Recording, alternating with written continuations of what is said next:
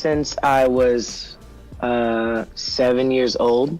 So I always tell people like I was a child star. No, I'm kidding. But in my town in Philly, I used to I've been doing shows and going to I started out at like a performing arts training program. Okay, major moments here, Brett. We're not going to do but I would say my major moments were actually like the performing arts training that I got to lead me to every single thing that I got as like a gig for me to be able to do came from a sort of recommendation from a teacher or some sort of a classmate or something like that at the very beginning. So when I was 7, I started at this performing arts training program in Philadelphia called the New Freedom Theater. And it's like where all the kids in the city go to basically be in the entertainment industry. Like you have majors at 7 years old, you have acting and dance and vocal arts and all those different things. And so I went there as an acting student. And then from there, I went to the Creative and Performing Arts High School in my city, also as like an acting major. I minored in dance, and then I always was singing anyway. But I would say those were major moments for me, like going to the Performing Arts High School. I was always in little plays and things like that in Philly, like sort of regional theater and stuff like that, like around my town. So I kind of started building this sort of artistic camaraderie in the city. And then each person that I met, like I would work with something, I worked on something at the Academy of Music, and the director was the late Walter Dallas, who I met at Freedom Theater. And he actually recommended me for another play at the Plays and Players Theater in Philadelphia, which is a small, almost like independent theater company. And so from the Performing Arts High School I went to New York City, and I did a show called The Me Nobody Knows that I met the sort of creative team through another performing arts training program called the Broadway Dreams Foundation. So like after high school or during high school, during the summers, I would go to Broadway Dreams, which was like a musical theater camp. And from there, I met sort of people that connected me with this show, The Me Nobody Knows. And The Me Nobody Knows was we were workshopping like a Broadway revival of this show that used to happen in the 70s called The Me Nobody Knows. It's written by inner city kids in New York City. So it was really special, and they wanted to bring it back. And from the workshop, I met my agents. My first agents were over at Clear Talent Group in New York City. And it's so awesome how like one thing can lead to another thing, lead to another thing, which can lead to the thing you need. And so I got my agents, and I did small things here and there. The Christmas Spectacular at Radio City. I played like the older brother who didn't believe in Santa Claus and then goes to the North Pole. And like, it was so much fun, but like, just crazy little moments.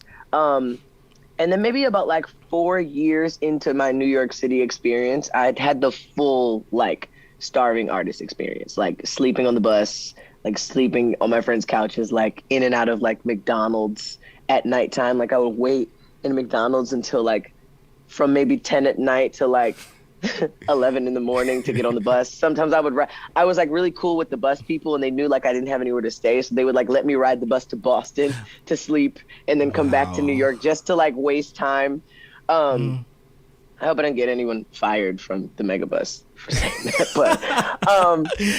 But yeah, it was really hard at first. And then my first major moment came when I actually met a director from a musical that I was in, and he was executive producing the show on NBC called Rise. And I was singer dancer number 55, and you could not tell me that I was not singer dancer number 1 on that show. But it's so crazy because, and I lied to you not, this is the craziest thing. This is like manifestation and like all the things that go along with like believing in yourself and your dreams, right? I actually was singer dancer number 5, and at the beginning of the show, we all had like little name tags so we could learn each other's names.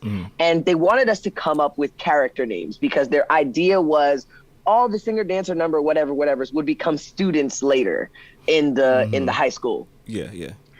My student name was Jamal. I lied to you not. I wrote Jamal. Listen. We all made it up. it's That's true. real manifestation. If you ask anyone who was in the chorus with me, they will all tell you that we manifested this all. Wow. So after Rise, it was sort of like a rolling, I don't know, like a snowball effect, sort of. Mm-hmm. I did the pilot of Rise as singer dancer number 5. I was singer dancer number 55, Jamal.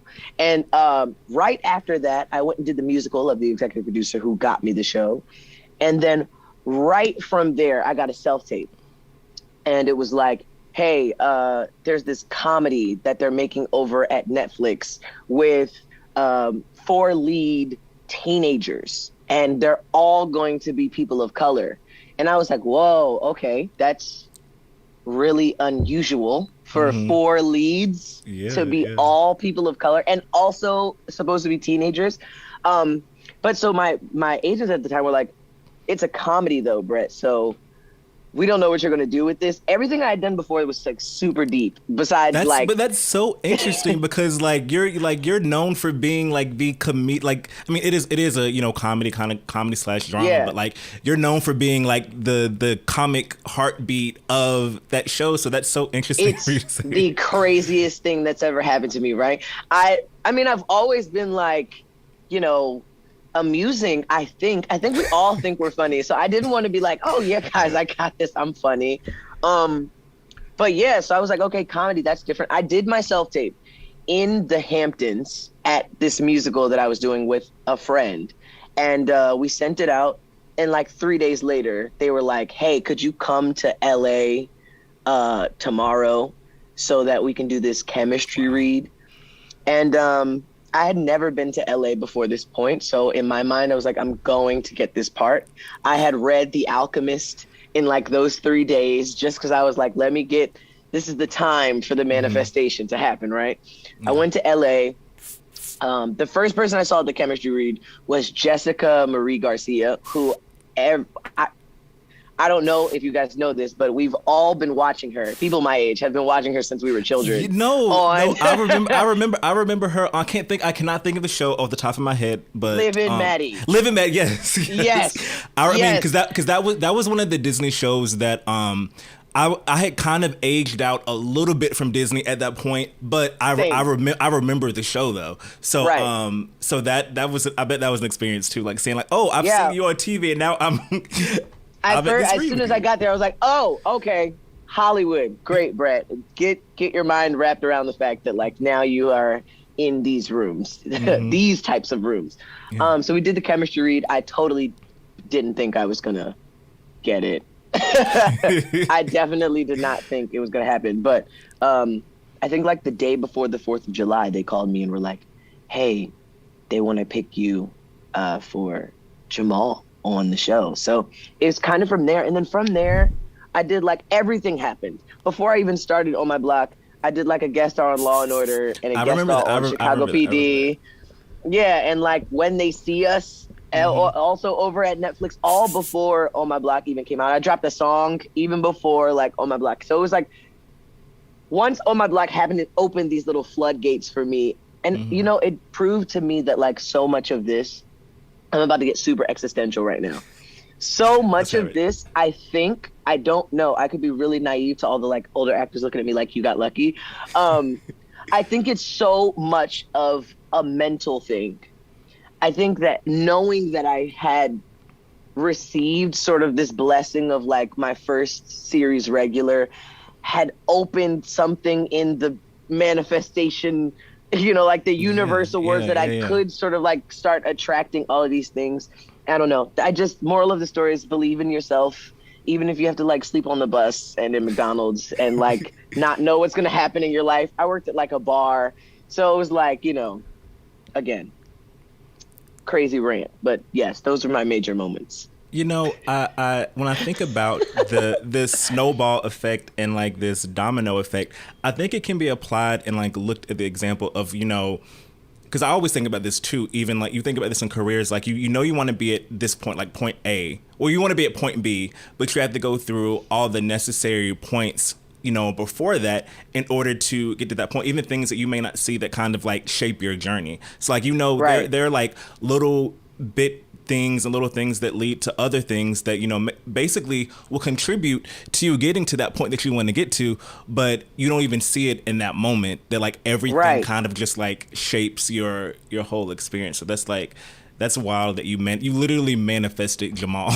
Literally manifested Jamal. But it's crazy because like now I have moments where I go back and I'm like, I've been manifesting this since I was 7 years old. Mm-hmm. Like, you know, it's even bigger than, you know, okay, we want like something, we have a goal. Like we always want like, oh, that one part that's going to break us, or that one role that's going to happen, or something like that. But it's even bigger than that. You manifest the small moments, and the small moments, you know, they multiply, they extrapolate. If that's the right, I don't even know if that's the right context. We will go with it. We're gonna go with it though. They expand these smaller moments, these little people that you get to meet and like connect with, and the people that they connect you to. Like it all is such a delicate, like little storyline that you create for yourself. It's crazy. Yeah. And kind of like a 2-part question. So over the course of the time that On My Block has been on Netflix and you've like catapulted to, you know, such a great fame, and, you know, you're one of the biggest young actors out right now. What are some things? Now you know that's real. You know that's real. But do I? But like what are some things that you think you've learned about yourself personally over this period of time? And what are some things that you think that you've learned about your craft as an artist during this period of time? I learned about myself, definitely. I'm not as extroverted as I look. And I think I am. I've definitely, like, as the show has gone on, and maybe this is a thing that comes with like coming of age as well, but I've definitely gotten more internal. I've definitely gotten more strategic and more focused on what it is that I want in the longer run. So yeah, definitely that. And then what was the second part of the question? What's something that you've learned about your craft? I learned about my craft. Exactly. There we go. I learned, well, I'm continuing to learn and keep in practice that it's about the process and the journey. And, you know, I was very focused when I was younger about I want this, and I want this to happen, and I want this to happen, and I want these type of numbers on my songs, and I want this type of performances, and these types of, when I was younger, I was like, I want to win an Oscar and all these different things. And like, as I'm getting older, I'm really realizing like my most incredible moments that I have are on set. And the most incredible moments I have are in the studio. Mm. And the other day I got to like sing the national anthem. I've never been to a football game in my life. And your first one, you sung the national anthem. The first one, yeah. And so like just being there in the stadium and like singing and then being done, like those are the moments that these firsts, and like coming off and hugging all my friends and my mom and them calling me like, what? You know, like those moments are what I'm cherishing. So I feel like what I've learned about my craft is to be present and allow myself to live. Mm. And when the work comes, to try and have those moments be reflected in the work and try to seek the roles and opportunities that I feel in alignment with